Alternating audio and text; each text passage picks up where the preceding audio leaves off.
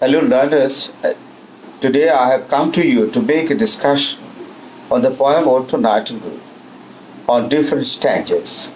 And I think that this discussion will be very important for you to understand the whole poem in a very comprehensive manner. In the beginning, in the first stanza, in fact, the poet has given a picture of the physical condition of him. The physical condition of John Keats was not well. As being affected by tuberculosis, he is losing the sensation of the body and he has to suffer pains and physical suffering, which has been created in his mind, a very bad impact in his mind also. And that is why his mind is not in a position to create any sort of lyrical lyrical performance. This is very, very important. The poet is taking a certain kind of suffering due to this disease. It seems to him that he has taken a certain kind of poisonous thing, that is hemlock. Hemlock is one of the most powerful poison of the world, and you know that John Keats has taken this reference in the first stanza, the reference of the poison hemlock, from the death incident of Socrates. Socrates was ordered to die by drinking hemlock. Hemlock is the most powerful poison of the world still today. And it seems to the poet that he has taken hemlock, and the action of the poison hemlock is exactly working in his body. And that is why the poet has lost all sorts of sensation of his body. And another incident he has taken from the Greek mythology, that is Lethe words. And Lethe words is a river, and it has got a certain kind of speciality. It is said, according to Greek mythology, that if anybody is taking bath from Lethe words, he has become oblivious towards the past sorrow and past happiness and past experience. And the health condition of the poet is like this.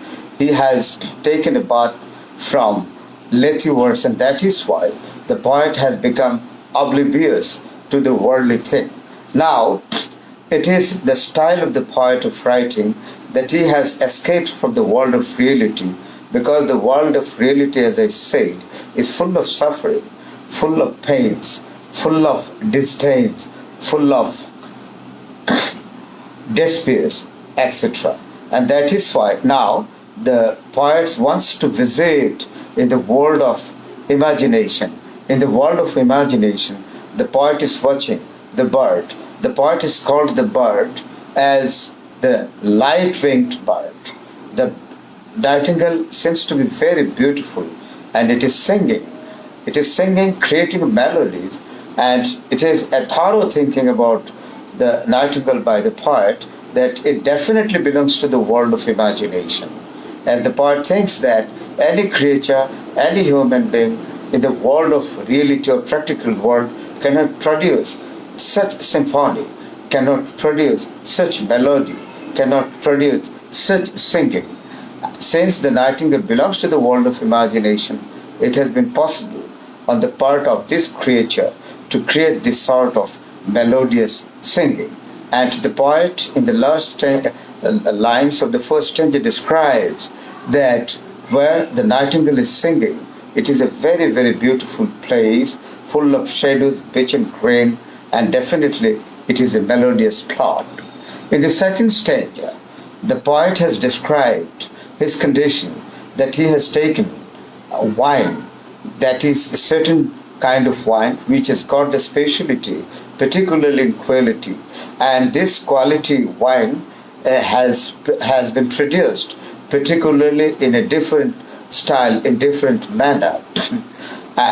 Especially, you know, that the poet has drunk the French wine, which is normally drunk by the people of the southern part of France in a particular time, in a traditional or conventional celebration of harvesting particularly the people of southern France. People of southern France used to drink this sort of wine, which is very, very qualitative, and not only that, the color of his wine is very, very purple stained color, like the water of the fountain of the Moses.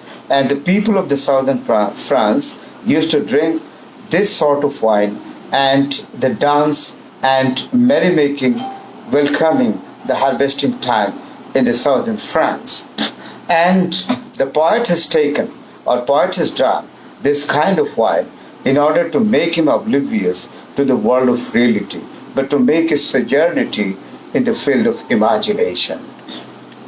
And after drinking, it seems that the bird is failing, bird is being fainted from his eyesight, and it is taking a certain kind of distance from the eyesight of the poet. Stanza 3, that is, he has given a vivid description of the world of reality. The world of reality is full of sorrow, suffering, pains, disdain, frustrations, etc. And the poet is watching in the world of reality that the young people are growing old very rapidly. And not only that, love, affection, everything is very much transitory. Sad, sorrow, and suffering have become the dominant issues, particularly for the people of the practical world. Here, the young people are growing old, they are being affected by the disease, and they are getting thin, and one day they are found dies. And not only that, the lover cannot fulfill her love, cannot exactly fulfill making love with her beloved. And today her eyes is dazzling, but tomorrow her eyes is despair. And that is why everything is transitory. In this stanza, the poet has made a difference between the world of reality and the world of imagination. The world of reality is a transitory world. Nothing has existed forever in this world. But everything in the world of imagination is not transitory. It is long standing. It is permanent. So the impermanence is everything is in the field of impermanence, particularly in the world of reality, in practical world, but everything is permanent in the world of imagination. Beauty is still lasting and still continued and everlasting in the world of imagination, but in the world of in the practical world, in the world of reality, beauty does not last long. Another stanza, the poet has told that the poet has taken a decision exactly to make a communication between the world of reality and the world of imagination. The poet likes to visit the world of imagination by the help of Baker's bar, the god of wine. And Baker's bar will give him a chariot by virtue of which he will go to the world of imagination. He will exactly visit the world of imagination. But very promptly, he has discarded this idea that it is not possible on his part. He should not exactly take the help of Baker's bar, take the help of wine, exactly to make him oblivious to the world of reality and to make a smooth journey in the world of imagination. Rather, he has taken his main powerful thing, that is his imagination, by dint of which he can create symphony, he can create lyrics, he can create poetry. And through the wings of poetry, the poet likes to go to the world of imagination. And that will be exactly the main purpose of the poet, to make a journey in the world of imagination. Any other thing is that the poet is moving on the way, but it is the time of darkness. There is no light. The poet can feel something under his feet. It is the blooming small flowers.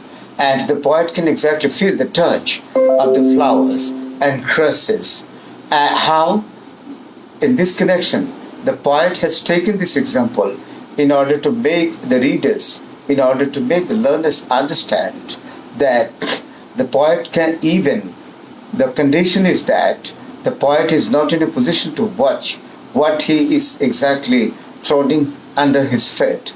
But thing is that he can feel it.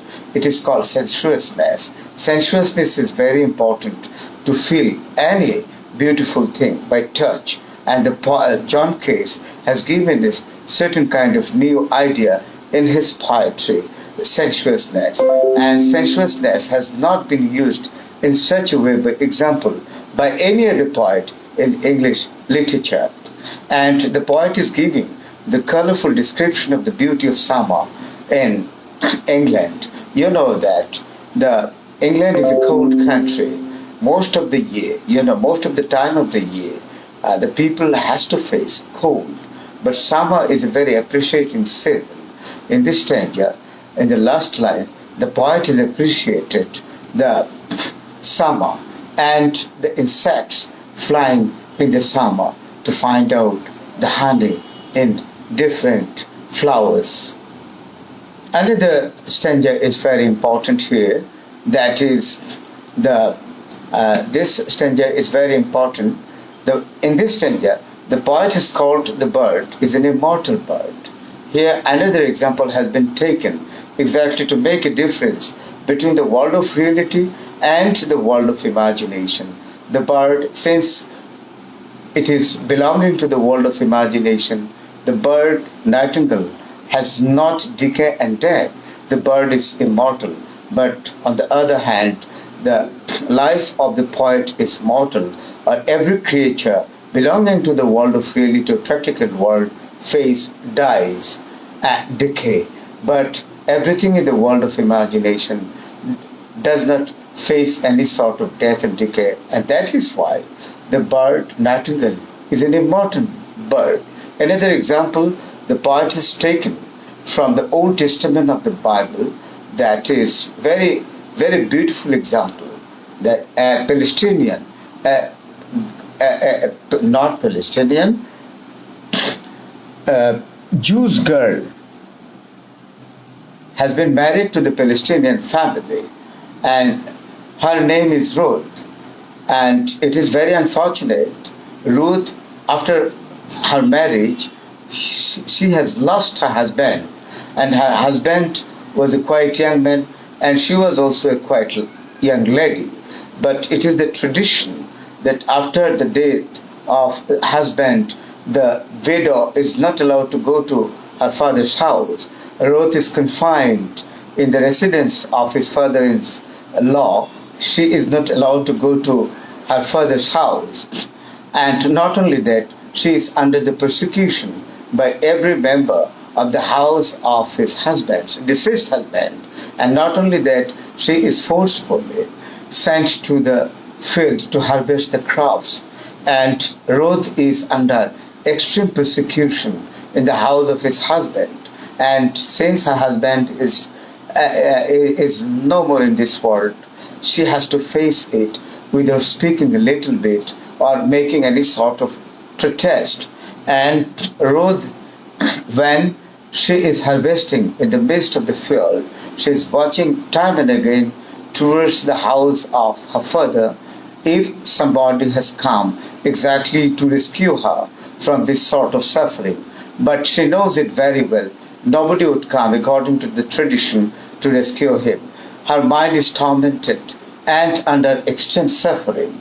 And in this sort of suffering, in this tormented mind, only the singing of the nightingale can create a certain kind of relief, can create a certain kind of peace. Another example has been taken by John Keats. It is another beautiful example that a charmer, a magician, has confined some maids in a particular castle located on the shore of the sea, and they are not allowed to come out of the castle. They can only see through the window the waves of the ocean, and they are being also tormented knowing that they are not in a position to come out from this question at all. Their minds are always tormented. These maids are under extreme suffering, and they are not happy at all in these unhappy minds of these maids. Only the nightingale singing can create a certain kind of peace and can give a certain kind of tranquility. That is very, very important. And the Lustanja, that is very, very important. The Lustanja is full of a fantasy. The poet could feel exactly a certain kind of sound he could hear. The sound has made him back to the world of reality. And when he has come to the world of reality, he could feel that he was cheated by the nightingale. Nightingale belonged to the world of imagination, was being fainted from his eyesight, and particularly after some times, the poet could feel that the nightingale was being fainted from his eye, and he was in a certain kind of dream. And in the last sentences, the poet mentioned that, making a question, that whether he was awake or he was under a dream. That was the question, and making this question, the poet has drawn the conclusion of this poem. And dear learners, it is the stanza-wise description that I have given to you. It is my advice to you that you will read this poem, and you must try to learn the subject matter very clearly so that you can face any sort of questions which might become to the examination. And thank you. Next week I'll come to you with another topic. Till then, Allah Hafiz.